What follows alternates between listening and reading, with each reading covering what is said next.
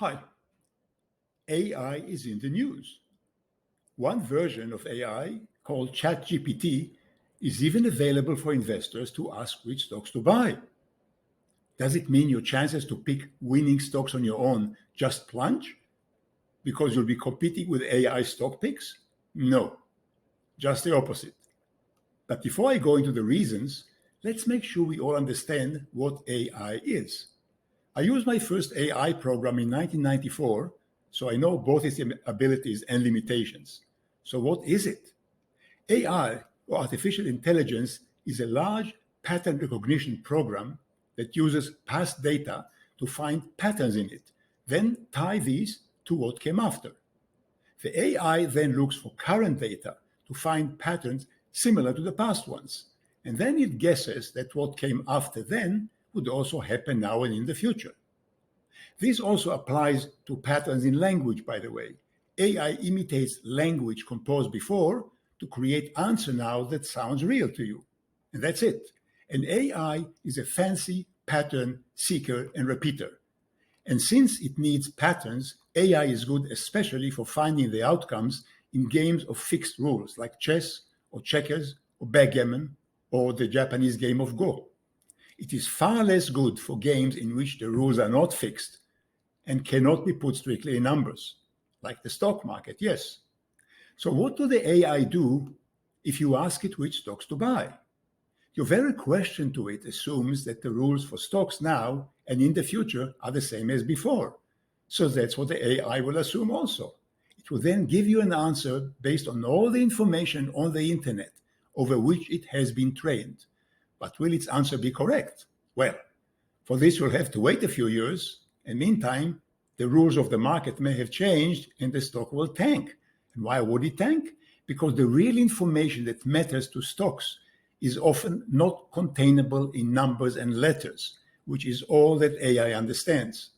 Like what kind of information is not containable in numbers and letters? Like human emotions, or gut feeling, or the fact that the company's CEO is about to be fired because of a Me Too problem. Things that physical sleuthing can find for you, but an AI cannot. For instance, the first computer programs that played chess computed a value for each board setup. This was enough for the computer called Deep Blue to beat Kasparov. But modern computers, those using AI, trounce even those early chess-playing computers. And not just chess. Modern AI is so good for games that it even learned how to play Go, which is much harder than chess. One AI machine called AlphaGo won against the world's biggest and best human Go champion. Impressive? Sure is. But what you probably haven't been told is that recently an average human Go player beat the AlphaGo AI. How did they do that?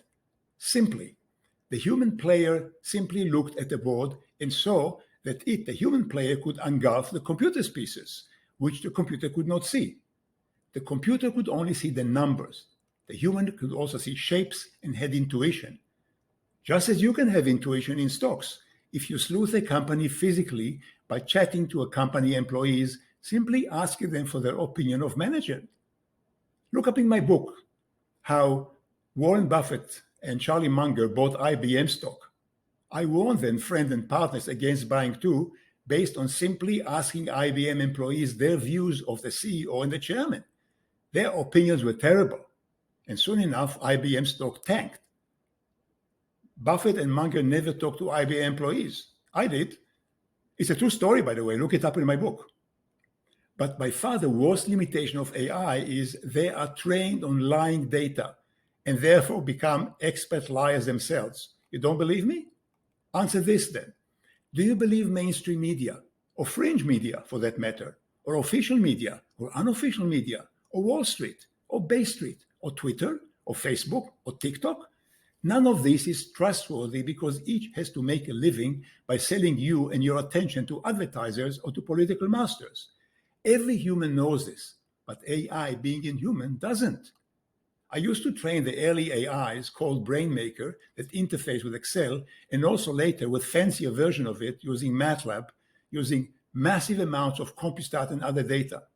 Today's AIs the LLMs, large language models, that ChatGPT is based on, using even more massive amounts of web data.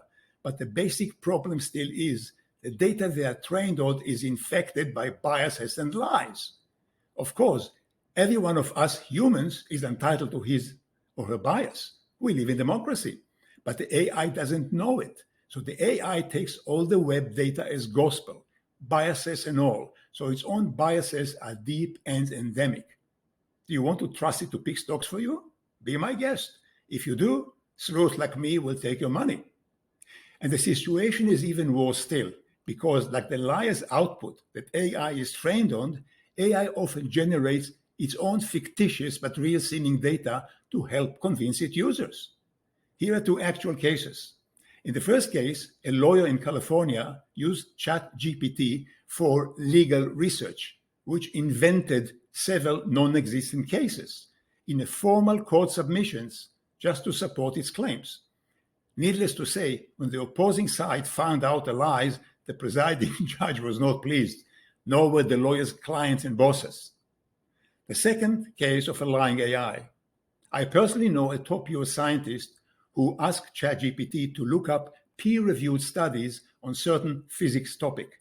The AI came back with half a dozen relevant studies done by big names in the field. However, upon checking, it was found that none of the studies exist. They were all invented. The very idea of lying being immoral seems to be a foreign concept to AI.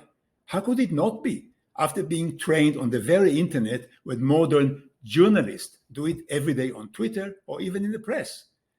We humans know that lying is morally wrong. The AI doesn't.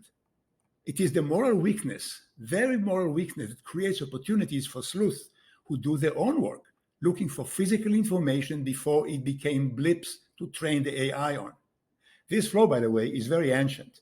It is called scholasticism, and is what old church debaters used to do. It means making your own mind in advance about the results you want, then looking only for the data that confirms it. This is also what most modern researchers and so-called journalists do on the internet, and AI is taught by training to imitate them. How can you lose if you stick to the physical truth while AI goes for the acceptable lies? So if you force yourself to confront even your own biases, over time, you'll take the money of those so-called investors who prefer to stay biased and are too lazy to generate their own physical information. How do you go about sleuthing? Buy my book, The Advanced Sleuth Investor, and see for yourself. And as a partial proof that it works, see the list of 15 stocks given in the book's appendix, all of them sleuth-worthy, based on a simple sifting formula derived from the Chess AI chapter. Since the book was published 8 months ago, these 15 stocks have risen collectively 22% versus Berkshire 18%, that's Warren Buffett's company, and the S&P is 12%. Nice, isn't it? That's all for today. If you like the above, subscribe and retweet to your friends and followers so they subscribe too, and buy and read my book, The Advanced Sleuth Investor, and write a review about it for Amazon, which I hope will be a good one. I'll see you next time, and meantime, thank you very much for watching.